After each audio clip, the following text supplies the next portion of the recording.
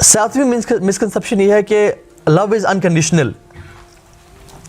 ये सोचना कि लव इज़ अनकंडीशनल, कि जो ऑपोजिट मेरा स्पाउस है या पेरेंट्स के मुतालिक भी, कि they will love me unconditionally, ऐसा कभी भी नहीं होता। ऐसा कभी नहीं। एक कपल था जिसमें जब उन्हें काउंसलिंग की जा रही थी, मैं नहीं कर रहा था, एक शेख कर रहे थे, तो उन्होंने बताया कि वो जो औरत थी वो कहती है कि ये क्या, मैं से इतना प्यार करती है, मुझसे बहुत प्यार करता है, लेकिन शादी के बाद हमारी मिसअंडरस्टैंडिंग शुरू हो गई एंड आई थॉट कि he would love me like crazy and without any conditions. लेकिन ये तो कंडीशंस है कि अगर मैं इनको खाना ना पका के दूँ या अगर मैं ये ना कर दूँ, ये सब। Love is not unconditional at all, love is conditional. आप अगर मेरे लिए ये करेंगे तो फिर मैं आपके लिए करूँगा। और बहुत सारी चीज़ों में ऐसा, इवन माँ बाप के साथ भी, आप माँ बाप के साथ बदतमीज़ी करें, हाँ एक दफ़ा माफ़ करेंगे, 2 दफ़ा करेंगे, फिर एक टाइम आता है कि बाप कहते हैं घर से निकल जाओ, या वो डांटते हैं या मारने शुरू कर देते हैं। उनका अनकंडीशनल लव तो नहीं है कि ठीक है बेटा तुम जो मर्जी करो, हमारा तुमसे अनकंडीशनल प्यार है, ऐसा नहीं होता। तो इट इज़ कंडीशनल, और वो कंडीशंस भी जायज़ होती हैं कि आप मुझे ये चीज़ें दें तो मैं इंशाल्लाह करूँगा। 8th misconception is you are always ready to love and get married. This is a misconception again, कि किसी भी टाइम जो है ना आपको प्यार हो सकता है और आप शादी के लिए रेडी हो सकते हैं। देयर आर मैनी पीपल जिनमें मैच्योरिटी नहीं होती and they talk to their parents कि मेरी शादी कर दें, और उनकी शादी के बाद because of lack of maturity in them बहुत ज़्यादा वो कपल सफ़र करता है। क्या मैच्योरिटी किस तरह से आती है, मुझे कौन बताएगा? अच्छा, किस एज में आती है, चलें ये बताएं। मैच्योरिटी किस एज में क्लिक इन करती है? एज तो उसकी नहीं होती, मतलब किसी भी एज में आ सकती है। Exactly, maturity doesn't come with age. हो सकता है एक बंदा 50 साल का वो मैच्योर ना हो सकता है एक बंदा 10 साल का वो बहुत मैच्योर हो। So maturity doesn't come with age. अक्सर नौजवान बैठे हैं और माशाल्लाह चूंकि इस लेक्चर पे आए हुए हैं, दीन की तड़प रखते हैं और सारा, तो what happens is we go to our parents के आप मेरी शादी क्यों नहीं करते, आप मेरी प्लीज़ शादी कर दें, मुझे गुनाहों से बचाएं। और हदीस बताते हैं कि आप ये देखा कि जब रिश्ते आएँ और उनका रिलीजियस की बेसिस पे और इनकार हो जाए तो ज़मीन में फितना फसाद फैलेगा, और ये तो मैं उससे कहना दी जाऊँ फसाद और मुझसे गुनाह हो रहे हैं। आप जान लें कि अल्लाह ताला पनिश करेगा अगर इंसान गुनाह कर रहा है, फसाद फैला रहा है। और अगर माँ बाप की वजह से हो रहा है और माँ बाप कहीं निकाह नहीं करे तो उनको भी इस चीज़ का अजाब होगा। लेकिन द पॉइंट इज़, जो मैं कहना चाहता वो ये कि if you are not mature enough to make your bed every day, तो पेरेंट्स देखेंगे कि मेरा पुत्र तो अपने कपड़े ऐसे फेंक के चला जाता है यूनिवर्सिटी, वापस आता है तो लेट जाता है और पागलों की तरह 6 बजे तक सोता रहता है, और फिर उठता है कहता है खाना दो।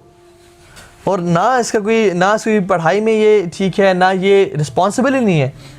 इसको मैंने 10-15 दिन से बोला हुआ है कि अपनी गाड़ी ठीक करो या टायर पंचर है वो लगवा के आओ, केयरलेस है, सारी रात बैठा हुआ है लैपटॉप पे, मोबाइल फ़ोन्स पे, PSP पे या PS2 खेल रहा, गेम्स खेल रहा है। और आप कहें कि देखिए मैं दीन पे आ गया हूँ, मेरी शादी कर दें, तो this is not the right time for you to get married. पहले अपने आप को प्रूव करें, yes I am mature enough कि मैं अपनी रिस्पॉन्सिबिलिटी को हैंडल कर लूँ। And one should be mature enough to raise his family and kids. कमाने वाला हो, इतना कमा के दे कि वो भूखे ना मरे, क्योंकि one of the biggest problems of divorces या जो आती हैं, जो इश्यूज़ होते हैं प्यार मोहब्बत में, वो तो फाइनेंशियल इश्यूज की वजह से होते हैं, कमा के देने वालों फैमिली को। ठीक है, इसी तरह से इतना मैच्योर हो कि अगर शादी उसकी हो जाए उस पर कोई रिस्पॉन्सिबिलिटीज़ हैं तो वो उसको उठा सके। लेकिन साहब जी तो अपने जूते भी अपनी जगह पे नहीं रखते, अपना बेड ठीक नहीं करते, अपने कपड़े फेंके हुए होते हैं, और जो है ना खुद कहाँ पड़े हुए हैं, टाई कहाँ पड़ी हुई है, इनका वेस्ट कोट कहाँ पड़ा हुआ है और लेटे हुए हैं, और नॉन सीरियस बिहेवियर है इनका। तो फिर पेरेंट्स का ये राइट है कि वो आपको इनकार करें। और मैंने ये देखा कि जो बच्चे रिस्पॉन्सिबल हैं, जो यंग लड़के रिस्पॉन्सिबल हैं, उन्होंने पेरेंट्स को ये प्रूव किया कि हम रिस्पॉन्सिबिलिटी लेने के लिए तैयार हैं।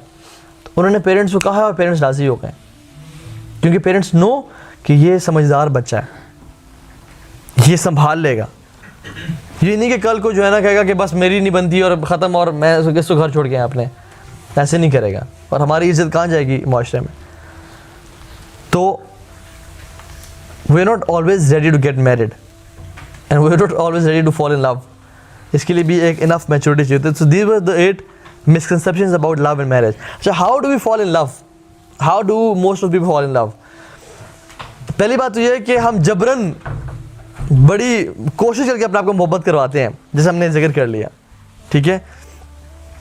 उस बंदे के बारे में बार बार सोचा, उस नमाज में भी उसके बारे में ख्यालात आ रहे हैं, और जब भी बंदा ड्राइव कर रहा है उसके बारे में सोचा और कहा कि yes I think it's love, और फिर म्यूज़िक लगा लिए पुराने गाने के, हाँ दिस इज़ लव, ठीक है। नंबर 2 इज़, जो लोग, एक बात बताऊँ आपको, मैंने जो देखा एक्सपीरियंस किया वो ये कि जो लोग माँ बाप की तरफ से प्यार में रजे हुए नहीं होते ना, वो जल्दी प्यार के शिकार हो जाते हैं। ये बात बताऊँ आपको, अगर एक गिलास भरा हुआ है ना पानी से, इसकी आप मज़ीद पानी डालेंगे तो गिरेगा, भरेगा नहीं। लेकिन अगर एक गिलास खाली है तो जितना पानी डालते जाए भरता जाएगा। जो लोग, जिनके माँ बाप ने उनको प्यार मोहब्बत टिका के दिया होता है ना, वो बड़े इमोशनली इंटेलिजेंट होते हैं। वो हर दूसरे शख्स से प्यार में मोहब्बत में गिरफ्तार नहीं हो रहे होते हैं। लेकिन जिनको ज़िंदगी में माँ बाप की तरफ से, बहन भाइयों की तरफ से प्यार में कमी मिली होती है ना, ये वन ऑफ द रीज़न बता रहा हूँ आपको मैं, वो they are likely to fall in love as quickly as possible. हम लोग IQ की तो बहुत बात करते हैं, IQ लेवल, और लेकिन हम इमोशनल इंटेलिजेंस से बात कभी नहीं करते हैं। हालांकि emotional intelligence is much more powerful than IQ। Research में आता है कि जिनकी इमोशनल इंटेलिजेंस ज़्यादा है IQ से, they earn 45 lakh rupees a year, जिनका EQ लेवल IQ से ज़्यादा है। So emotional intelligence and this quotient depends a lot. जो लोग इमोशनली अनस्टेबल होते हैं ना, जो कि बहुत सारी रीजंस हो सकती हैं, कि या तो बचपन में से ज़्यादती हुई, उनको प्यार मोहब्बत नहीं मिला, या वो डिस्टर्ब्ड है, they are likely to fall in love quickly. अच्छा, एक और चीज़, लो सेल्फ एस्टीम वाले लोग भी ना, they are likely to fall in love quickly, कि उनकी, वो समझते हैं कि हम तो कुछ भी नहीं हैं, हम तो फारिग हैं, और हम तो, ना हमारी मुआशरे में कदर है, ना कोई मेरी रिस्पेक्ट करता है। तो जब कोई शख्स उन्हें कहता है ना कि आप बहुत अच्छे लग रहे हैं आज, वो कहते हैं बस उसके पीछे ना वायलेंस बने शुरू होते हैं, और वो हर किसी को ना दिख रहा था कि सब तालियां बजा रहे हैं उसके लिए, और किस आपको हो गया, कहते हैं आप ही हैं, आपने मेरी तारीफ़ कर दी, अब इस बंदे ने मेरी तारीफ़ कर दी, तो आई थिंक ये शख्स जो है ना मुझे चाहिए, मेरे से मोहब्बत करता है, क्योंकि इस बंदे को कभी मोहब्बत मिला ही नहीं। He is not emotionally intelligent, he wants love, he is craving for love, कि कोई तो मोहब्बत दे। और फिर क्या होता है, ही इज़ सेटल्ड फॉर, चाहे उसका जो लेवल था कुछ और ही हो, लेकिन किसी से भी मोहब्बत कर बैठता है कि he is settled with anybody.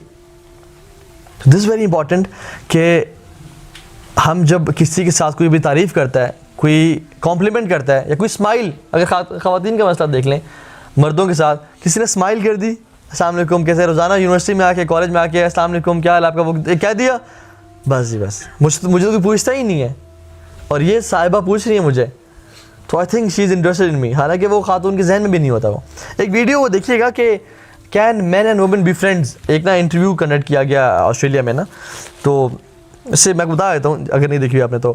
वो उसमें ये था कि औरतों से पूछा गया कि can man and women be friends, तो अक्सर रियत का जवाब था कि यस। लेकिन जब मर्दों से पूछा गया कि can man and women be friends, तो अक्सरियत ने कहा कि नो, क्योंकि औरतें जो है ना वो इमोशनल क्रिएचर हैं, उनकी इमोशनल नीड्स ज़्यादा हैं, मर्दों की फिजिकल नीड्स ज़्यादा हैं। तो कहते हैं, वो बुक भी है, men are from Mars and women are from Venus, ठीक है। औरतें जो है ना, इवन मैं आपको बताऊं कि they would expect a spouse, female spouse would expect his husband to surprise her with gifts, compliment के ज़रिए, आप अच्छी लग रही हैं, आपने खाना बहुत अच्छा बनाया है, उनका जो है ना ये नीड है बस। लेकिन मर्द को अगर खुश करना है तो उसको इस चीज़ से नहीं कि खाना बना दिया या कपड़े इस्त्री कर दिए, वो खुश नहीं होगा, उसकी फ़िज़िकल डिज़ायर्स, और अगर वो वाइफ पूरी करे तो थोड़ा खुश होता है। तो मर्द इवन बिफोर मैरिज भी इसी तरह से देख रहे होते हैं कि अगर उसने मुझे सलाम कर लिया और स्माइल कर ली, I think she is interested in me and she wants to marry me, और वो इस चीज़ में इन्वॉल्व होता सोच रहा होता है, ठीक है। तो द पॉइंट इज़ कि इमोशनली इंटेलिजेंट होना और इन्फैचुएशन को लव से डिफरेंशिएट करना बड़ा इंपॉर्टेंट है इस मामले में, ठीक है। और जब कोई बंदा किसी के साथ इन्फैचुएटेड होता है ना, फिर उसको कोई दुनिया की जहान की लॉजिक समझ में नहीं आती। फिर उसको जितना मर्जी समझा दें कि आप कंपैटिबल नहीं है, ये प्यार मोहब्बत नहीं है, ये सिर्फ एक एफिलिएशन है, आपकी अट्रैक्शन है, वो कहता है नहीं जी नहीं, क्योंकि उसको जो उस फीलिंग से मोहब्बत है उस बंदे को कि ये मुझे फीलिंग मिलती रहे, and he is thinking about every single time. और आप याद रखें कि जब भी इंसान ज़्यादा इमोशनली डिस्टर्ब होता है ना, he is more likely to break down और fall in love with somebody. ये आप याद रखें कि कोई इंसान टर्मोइल से गुजर है ना, जो शख्स भी आके उसका हाथ पकड़ लेगा ना उस टाइम, बस आप ही हैं बस। और ये बंदा इसने मुझे उठाया, क्योंकि वो बंदा एक इमोशनली ब्रेकडाउन से गुजरा होता है, ठीक है।